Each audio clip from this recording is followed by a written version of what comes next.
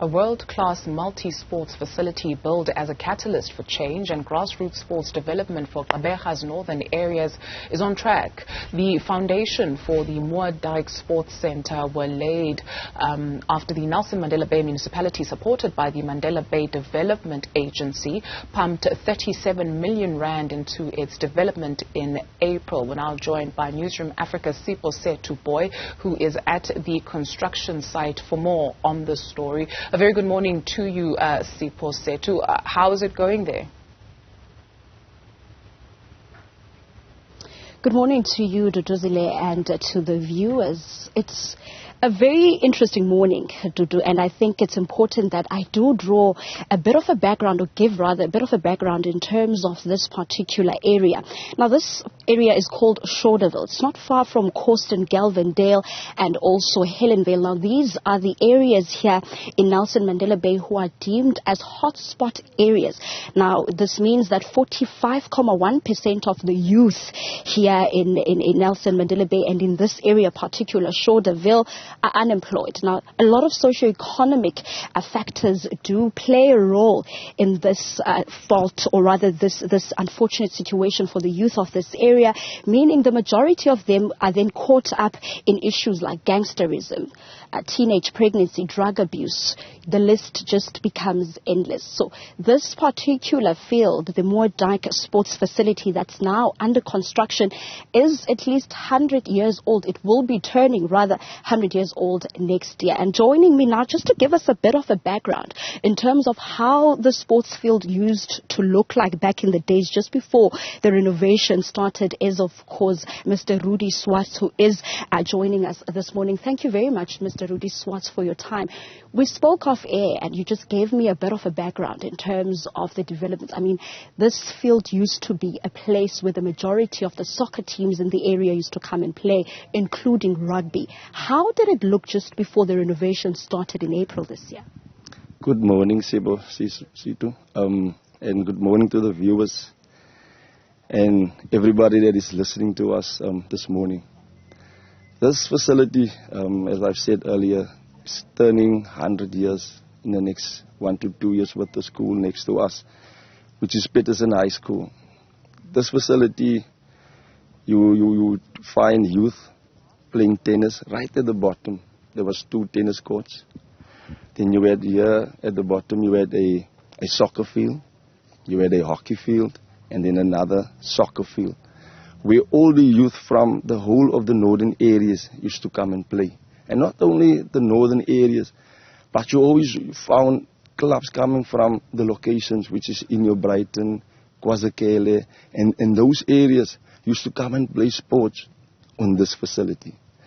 On a weekend, when I was still young, we used to come and sit here, me and my friends.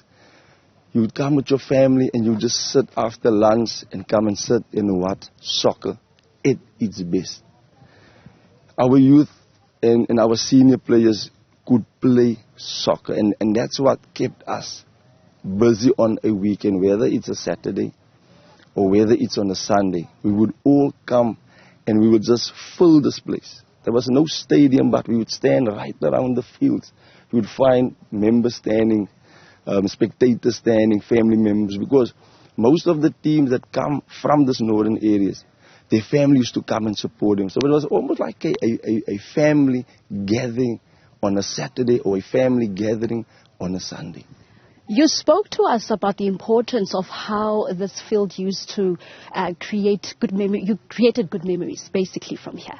Now, from a person who has been on the streets, who understands the situation that the youth of this particular area is faced with, how is the reception from the people that date back to your age group about the fact that now the Moore Dyke Sports Facility is now being renovated?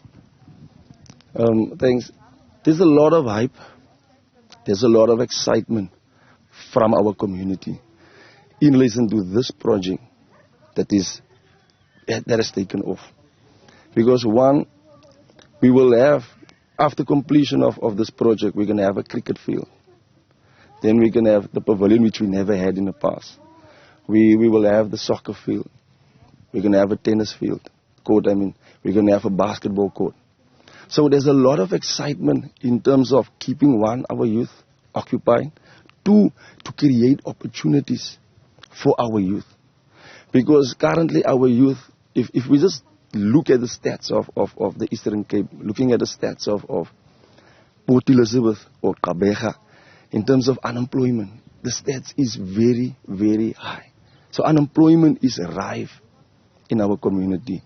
Gangsterism is rife in our community. Drug addiction, alcohol abuse, it is rife. Teenage pregnancy, because our youth is sitting and they have all this time on their hands doing nothing. So they find themselves busy with all the wrong things. And that's where the hype is coming from, because we can now give back to our community and especially our youth, because they are the next generation. Mr. Rudy Swart, thank you so much for giving us a bit of a background in terms of making us understand why this particular sports facility is going to be such a huge spectacle in the community.